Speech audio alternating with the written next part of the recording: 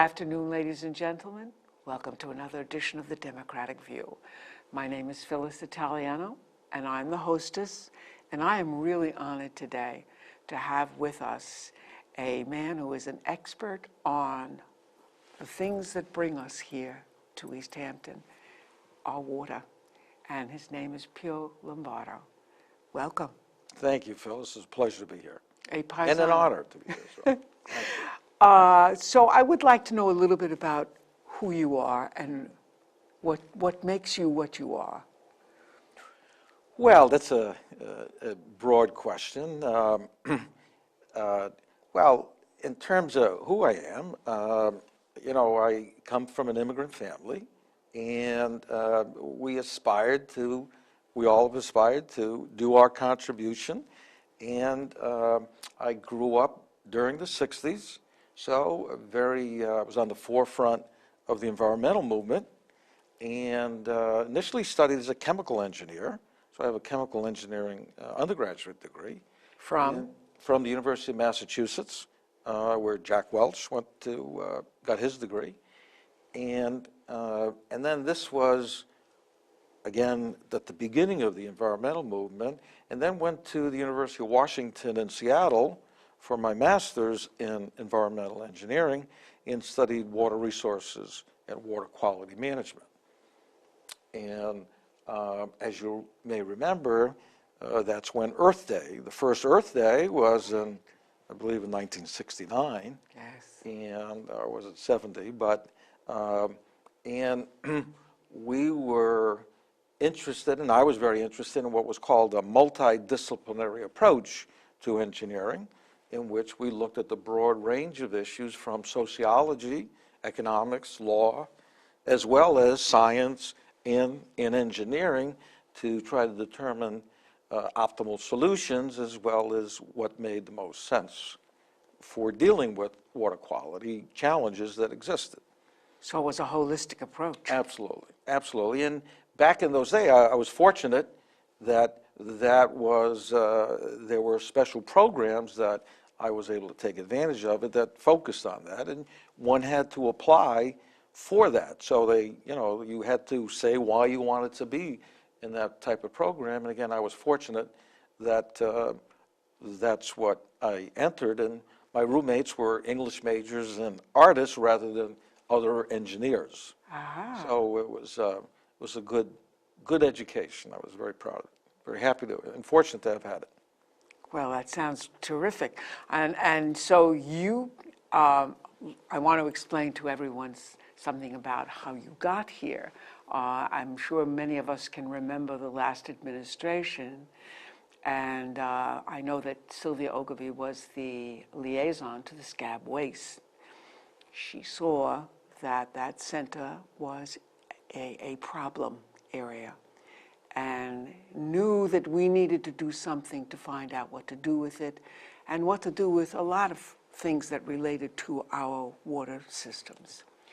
And she enlisted, of course she had Peter Svenskoik, who was her co-Democrat, I might add, and she enlisted Dominic Stanzione to work with it on her. And they did. It became a big issue, I would say, in the last administration. That's right. And I guess they passed a resolution.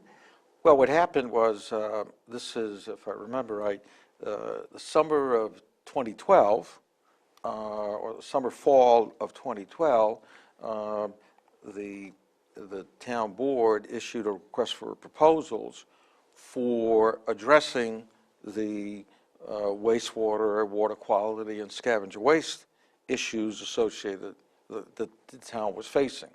So from October 2012 through the spring of 2013, the town went through that, let me call it, procurement process, and as I understand it, had an independent committee of the town scientists that reviewed all the proposals, and we were fortunate to be there.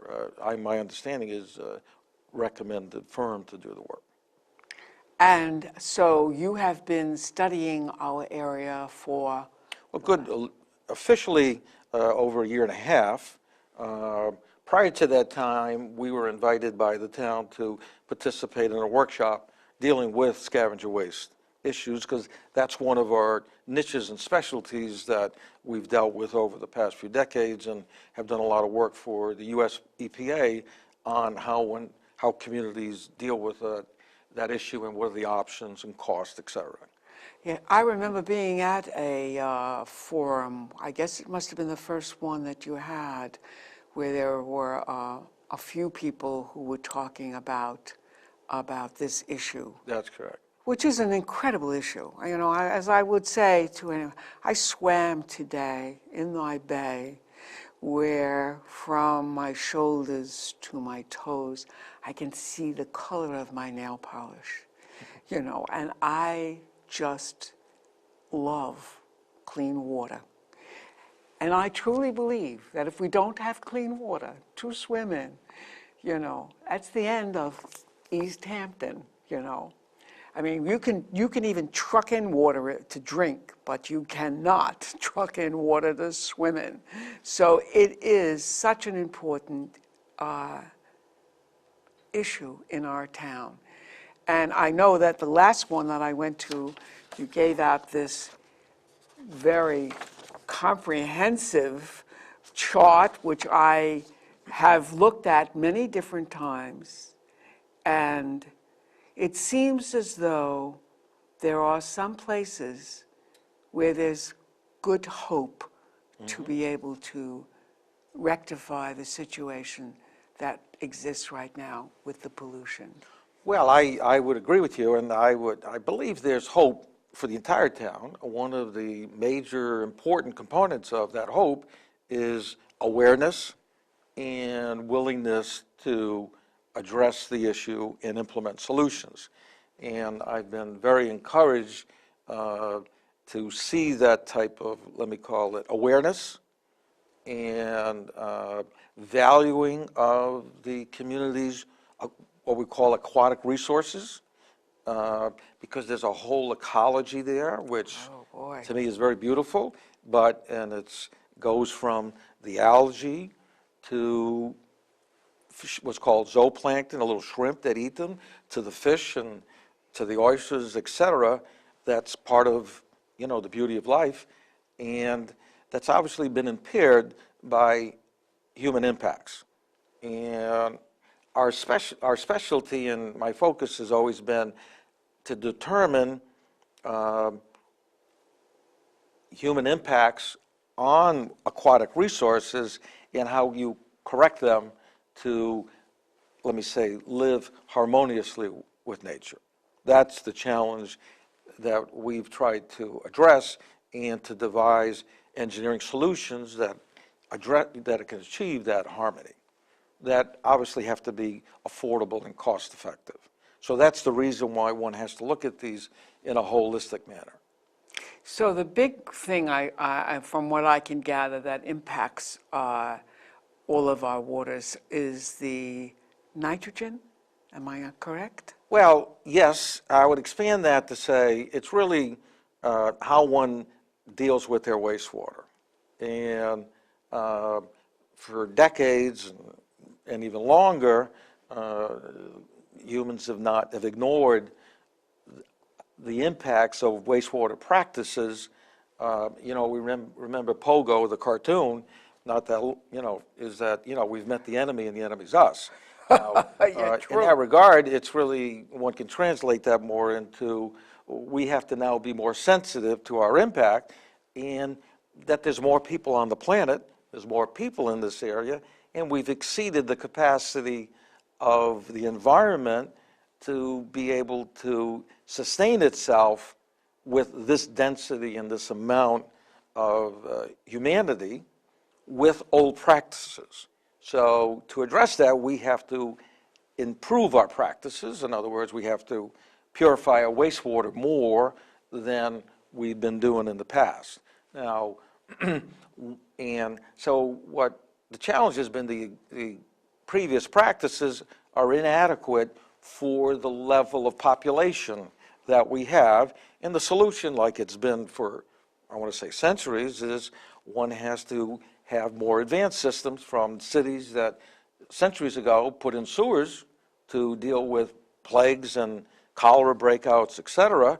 Now we have a more sophisticated challenge, which is excess nutrients, nitrogen, phosphorus. Yeah. And the other significant one for East Hampton is the bacterial contamination that occurs from, generally speaking, when the cesspools or the septic systems, when they're in the groundwater, the bacterial purification does not occur. And so the issues are heavily nitrogen, but they're heavily bacterial as well. To some degree, there's a phosphorus issue, but it's not as severe. The nitrogen issue and the bacterial issues are really, for East Hampton, sort of the ones that are top of the list. You know, I know we have this area out at Lake Montauk, which is really quite polluted. And I know that one of the things that the town did was offer people to buy up their property. And it was amazing that they got a very good response from that effort. And it's something like, I think, 47% of the people are in some stage of their land being taken over. And then the septic systems, I'm assuming, Be removed, or they won't be used any further. they won't be used, so therefore they won't be contributing. But what do you do when you're in a populated area? You know, we have no sewer systems here, and we'll probably not do that, you know, that. Well, I think and we just had the meeting this morning in Montauk, an area like Montauk Center, the only way to address that is what we would call a neighborhood mini sewer system, if you will, that collects the wastewater, treats it properly before it gets discharged, even reused, so that there is not the bacterial contamination and the excess nutrient contributions. And frankly, for those folks, those property owners there, they have a headache now because we know that many of them are pumping their tanks quite frequently during the summer because many of the properties and the buildings really consume almost the entire property. So there's really no ability for the land there to process the wastewater, if you will, at that intensity of use. So if you have something like I do, which is I have preserve next to me, that makes it a little bit less challenging, because, you know, I've told you before, I worry so much about everything, and, you know, so that, because I have that extra land next to me, that's helpful? Well, that's very helpful from the, I believe you're in the Accabonac watershed? I guess so. I'm in Springs. Right. Yeah, I believe you're in Accabonac, or you might be in 3 Mile Harbor. I'm north of 3 Mile Harbor. Okay. So that preserve, frankly, provides dilution water so that anything that you are contributing will be diluted, so its impact on the receiving body is not great.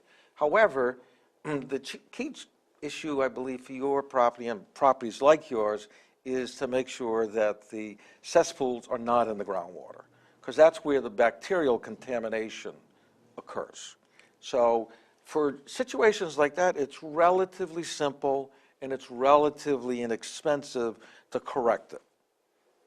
And many communities, especially on the East Coast, have adopted rules and regulations that have prohibited cesspools and sort of put together programs that require properties in more environmentally sensitive area, and generally the ones that are closer to the water body, to get them removed on a shorter time, on a quicker time frame, and the ones that are, let me call it, in higher ground, they're not causing, in some cases they may not be causing any bacterial contamination. Then we look at the nitrogen issue, and the nitrogen issue, one should look at it as, you know, just quantity of mass. Everybody's contributing to that area. So if there's, let me say, too many people, then there's going to be a need to get some of that nitrogen out prior to it getting into the surface body. And then there are a whole variety of techniques to get that nitrogen out from conventional sewage systems, which can be quite expensive, to individual systems and even some groundwater treatment systems. And then the challenge is, how much do you have to remove to get to the desired water quality? And that's our work, is to make those determinations, because if one estimates too high, it's more expensive than it needs to be. And if one estimates too low, one doesn't achieve the water quality. Yeah, right. So, and the level of science and knowledge of that now has improved dramatically in the last 15, 20 years.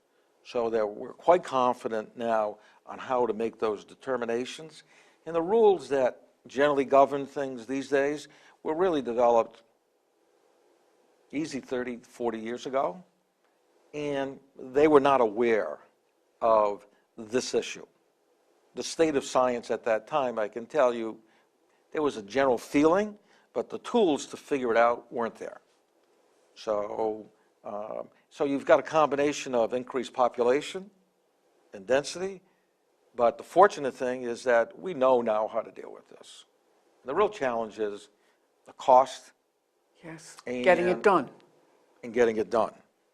And we're big fans of encouraging innovation, because encouraging innovation and pushing that is going to achieve affordability.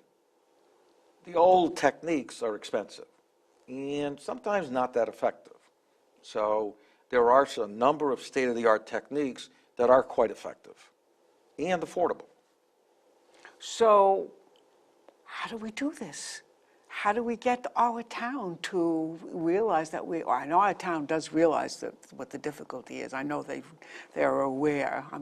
I know you've presented this, and they have been there, and they've heard all this information, and they're wise enough to know that they have to protect this, our town, because without, I always say, water is the new gold. It's more precious than anything in this world. You can't. Well, in California, they say, whiskey's for drinking and water's for fighting. Yes, I know all about California. I have family in Southern California. Well, water is I know gold what there. they're doing there. It's more important. Yes, and look, we went almost all summer without one rainfall. It was really amazing. Everybody's lawn just dried. And I'm even very conscious of how much water I use for things like lawn. I mean, who cares about your lawn? My vegetables are different, but my lawn. Right. Well, and that's why there's a push more towards native vegetation Right. that doesn't require a lot of Right. irrigation, as well as doesn't require fertilization.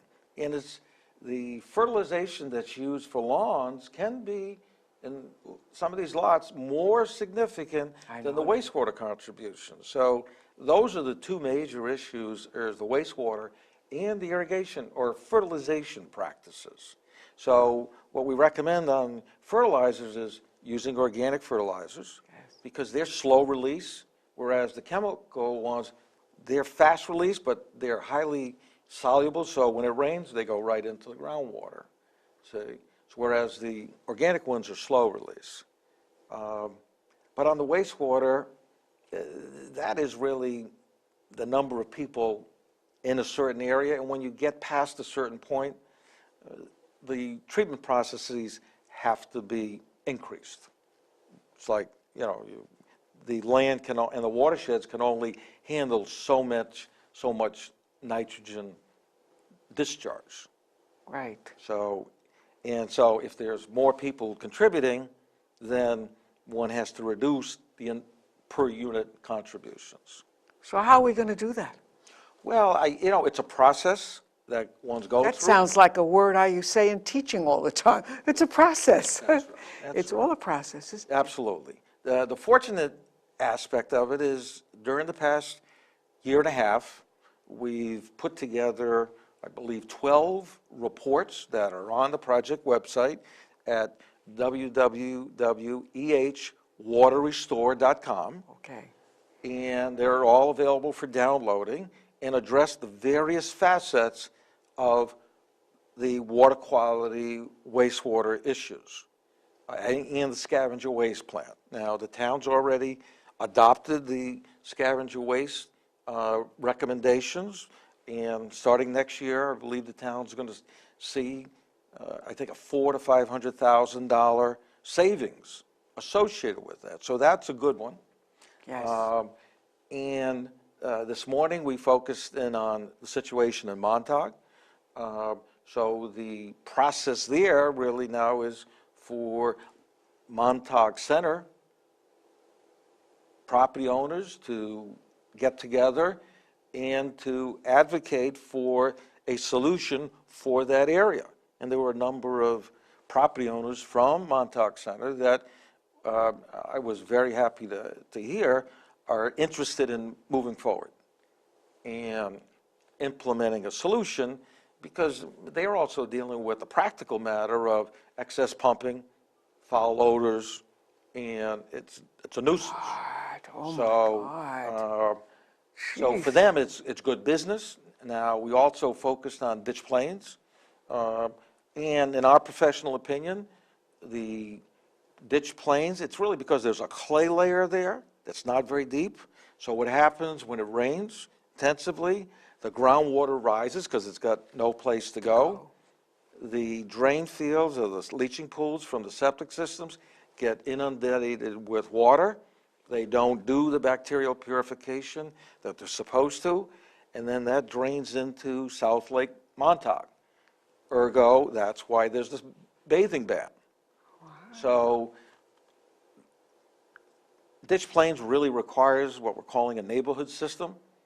One could call it a mini sewer system, so that the wastewater can be properly treated before it gets into the ground. In other words, it'll be disinfected at a minimum, and some nitrogen removed as well, so that it's, and we would fully expect that the contamination of South Lake Montauk would be eliminated, so that the area should be able to return for bathing. So those are nice, discrete areas. When we start looking at Georgia Pond and Hook Pond, they're a little more complicated because the ponds themselves have a history of, frankly, getting excess levels of nutrients, and we're concerned that the real problem may be in what we call the muds in those areas, in the ponds, that could be causing release of the nitrogen and phosphorus. It's very common in ponds that the muds become the problem because they've accumulated nitrogen and phosphorus from years of algae growing there that sink and die, and then the nutrients get released back up. Wow. Right. So each one, and what we've done in the project is really look at each one of these separately, because they're really separate watersheds. Yes, they are. And they can, it's wise to look at them individually to figure out how to best deal with them. They're almost like separate ecosystems in Absolutely. You know. That's a good way to put it. They are. So they become, let me call it, a little more digestible, but they're all different. And the state of knowledge on each one of them, though, is also different. So Montauk Center is a classical one. It's almost easier in some respects. Yes. Ditch Plains is a little bit easier. These other ones are a little more complicated. But South 3 Mile Harbor is a problem. I know. We know that. I do know that. But we're not, it's really unknown why. Because some of the book calculations, if you will, that we've made would not suggest that it would be a problem.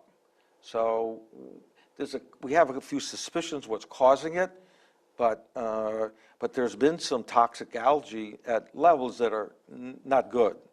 So that would be an area that requires a little more, let me call it, study. In my bay, no less. Right. But it's sad to hear or to see measurements of toxic algae growing. Sure. And obviously Georgia Pond is the poster child on that with, it's dangerous. So, we've reached a point of where responsive action is necessary. It's not, this is not just, And so what is your prediction? Do you believe that we're going to be able to work on these things and solve them? well, I'm a firm believer where there's a will, there's a way. And I am encouraged that I detect that that will is, that the community has that will.